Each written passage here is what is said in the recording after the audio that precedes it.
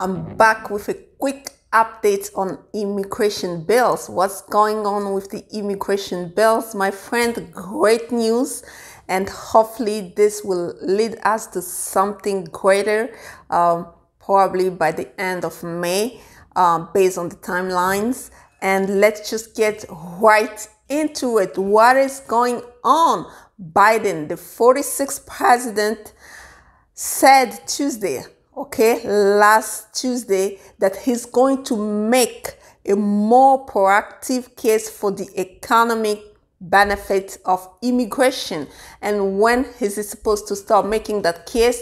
At the State of Union later this month. Biden will be making a big case on immigration, and he's going to talk about the benefit, economic benefit of immigration. That's when he's going to introduce those proposals and talk to both the Congress and the Senate, both houses, of course, the House of Representatives and the Senate. At the State of Union, he's going to talk about those bills.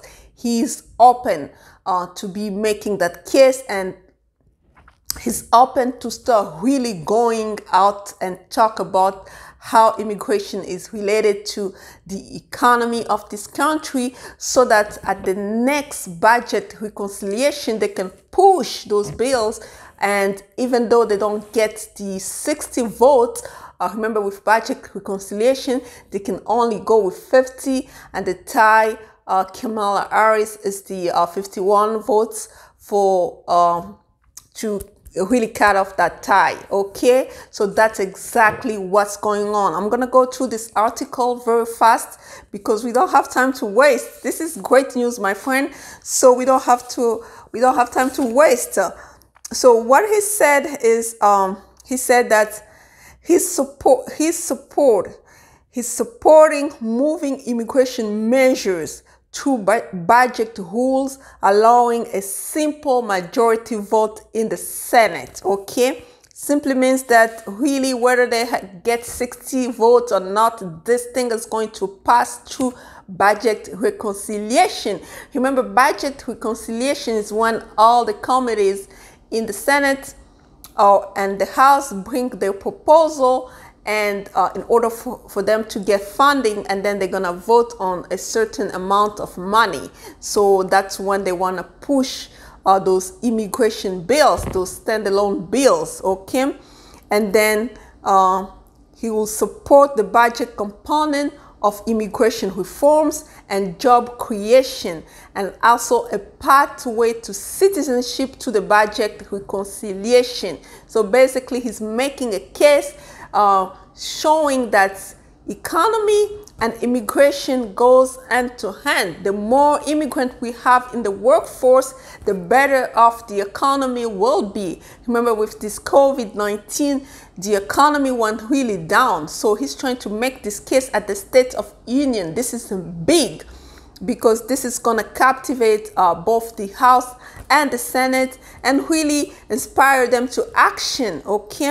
He says that he has a strong sentiment about getting immigration reform done once and for all through whatever means available. So they're gonna use anything they have available to them to make this thing happen.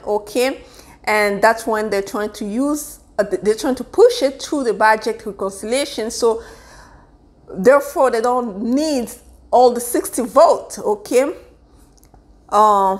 He did not talk about the exact the specifics on what type of undocumented people will be benefiting from this one, but essentially we know that there's a pathway for dreamers, farm workers, essential workers, and temporary protected status recipients. They are on the top list: dreamers, farm workers, essential workers, and temporary protected status recipient. 4 categories of people. And when exactly he's going to make that case, he's going to start on the State of Union later this month, and then earlier next month, that's when they're going to go for the next budget reconciliation project, and that's when they are going to start really working harder. But he's going to be campaigning around, really talking about the benefit of immigration reform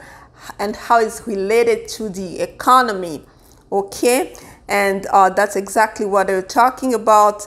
And they say that we think we can make a case about the budget impact of immigration in our country, and we're going to try to do that, okay, earlier this month, which is going to be next month, really, because today's already April 21st, so early next month, that's when they're going to do it.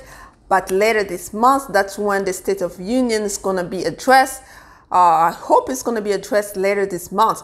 Otherwise, early next month, that's when he's going to make it official, and he's going to be on a campaign trail talking about it, because remember, those Democrats, they have to get this thing done this year, at least something, because if they don't get this thing done this year, next year it's over. A lot of them will be voted out of the office, so it's a risk that they're not willing to take. That's why they said they're going to use any available means. Any means necessary available to them, they're going to use it to make those bills pass, to make something, okay, to get something done. And the president himself, he's actually involved in it. Really, officially, he's going to talk about it at the State of Union, and then eventually campaigning about it, okay? And then it says that that's going to cause 1.4 trillion boom for the U.S. economy. Really, they just have to do it.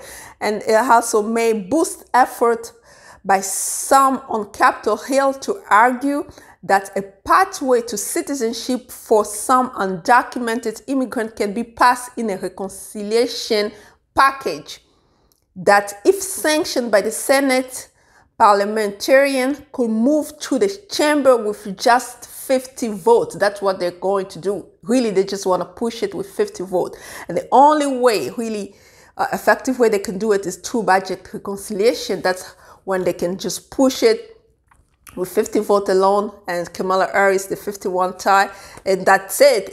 This thing has passed. So they have to be able to do it this year. And later, as I said, later on, Biden, this month, he's going to talk about it, make his strong case on it at the State of Union.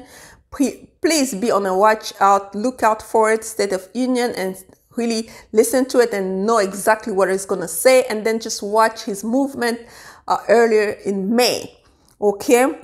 And really, again, it says that the 60 vote threshold required for most legislation, that's the 60 vote, and he will make a statement in the State of the Union. State of the Union, that's when he will really make that case. And then early on in May, he's going to start campaigning, convincing supporters so that they can pass this bill through budget reconciliation, really, because immigration and economy, it's related.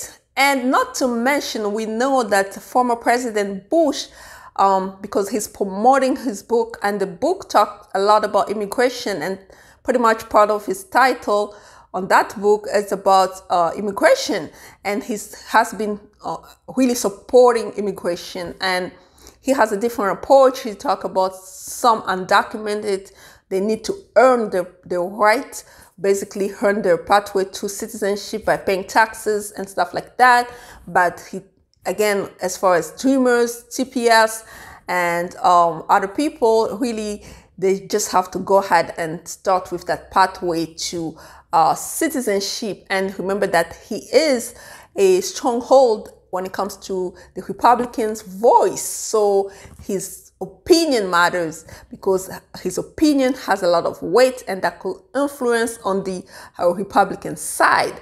Even if he doesn't really go there and influence a lot, but at the same time, we have a chance with this budget reconciliation. This is something to be really watching for. Remember that we're talking about standalone bills, dreamers, TPS holders, farm workers, essential workers, okay? Those are the 4 categories that they're trying to really push and make a case on economy. economy and immigration, it goes hand to hand, and I agree completely. I'm here. I am going to update you really on this one. I'm gonna follow the story like my life depends on it. Really, my economic life depends on it. So I'm going to follow the story the same way you're following it. You're in it, I'm in it, just the same way, okay? Bijoux.ngwanda here, immigration lawyer in the DC metropolitan area. I am so excited for this. This is a great news, some type of relief. At least somebody's gonna take action on the highest level. And if they really push strong, remember that they have to, because the election is coming next year. And this is no joke. If those people don't do nothing, nobody's gonna vote for them. Really, nobody. And they're gonna be losing anything that they have in the House and in the Senate. So they better come up with a solution. And we will be following the story. Don't forget to comment below. Don't forget to, if you have questions, please, this is not something that we have to advise on because it hasn't become law. Just follow the story and know where you stand. But if you have a real case that you need advice about, don't forget to call my office to 2751-2180. Consultation fees apply as usual. Okay, thank you, and until next time, bye-bye. This is my second video for today, but this was so important that I had to make it. Okay, thank you, and until next time, bye-bye.